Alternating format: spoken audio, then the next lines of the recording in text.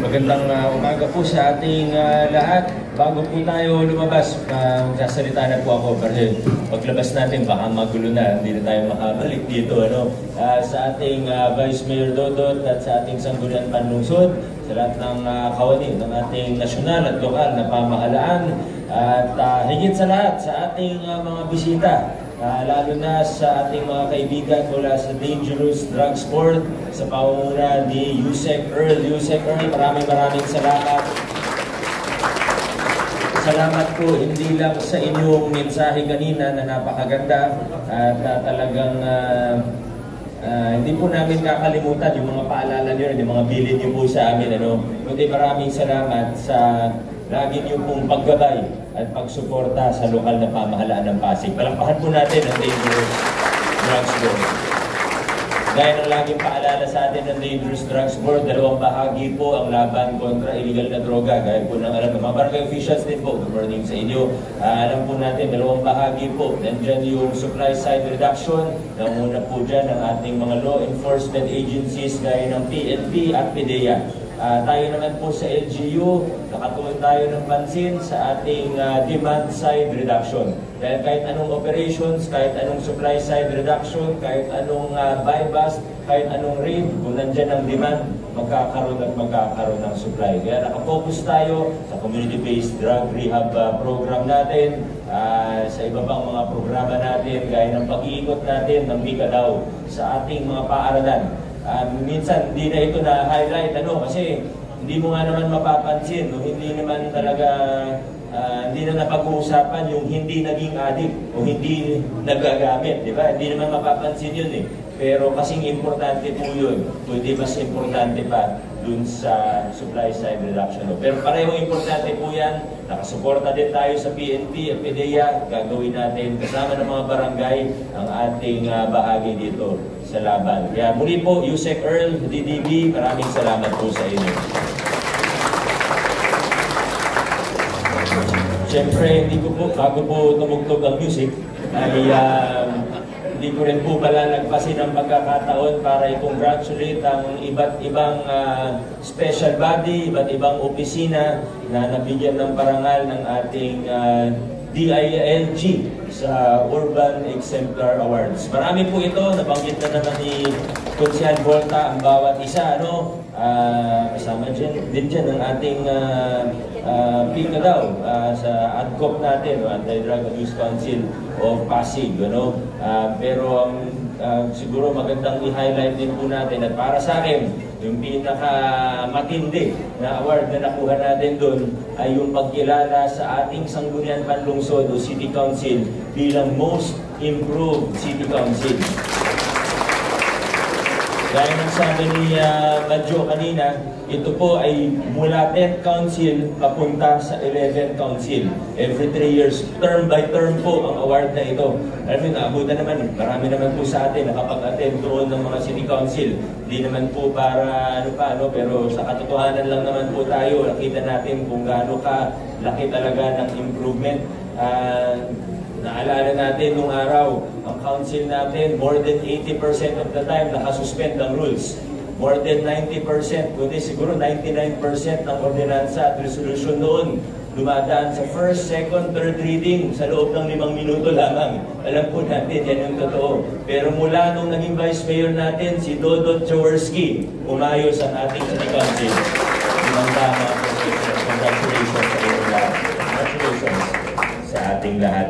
Yun lang po muna para diretso na tayo sa kita. Employee of the Month, Outstanding Employee in Administrative Support para sa buwan ng Hulyo at Agosto 2025. Bilang pagkilala sa kanilang natatanging disiplina sa trabaho, makabagong kaisipan at huwarang paglilingkod sa pamalaang lungsod ng Pasig. Igagawad din natin ang on-the-spot recognition award sa mga empleyadong nagpakita ng katapatan at malasakit sa serbisyo.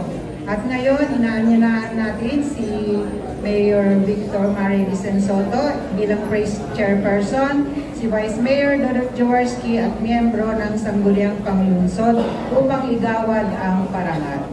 Mr. Arnel M. Borja, Outstanding Employee in Administrative Support mula sa Gender and Development Office. Mr. Belmar F. Trinidad, Outstanding Employee in Administrative Support mula sa Office of General Services. Mr. Daniel Artendido and Mr. Ronald I. Hernandez Jr., on-the-spot recognition awardees mula sa Peace and Order Department sa pagsasaoli ng 100,000 cash at manager's check na may higit na 212,000 sa may-ari. Maraming salamat sa inyong suporta at makabuluhang ambag sa paglilingkod sa pamahalaan ng lungsod ng Pasig. Naway magsilbi itong inspirasyon sa lahat upang patuloy na itaguyod ng dekalidad na serbisyo ng Pasigueño. Mula sa Praise Committee, ako po si Malu Buena Fe. At ako naman po si Joe Palad. Maraming salamat po.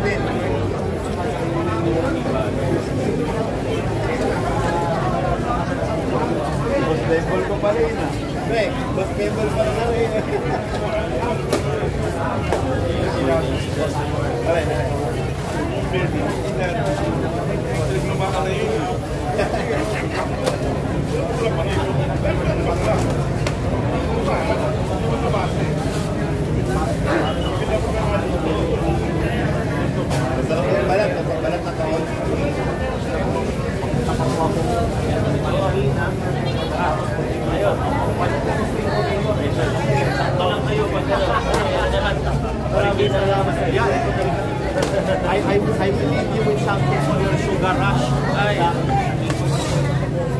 confirmatory, pinag-uusapan natin sa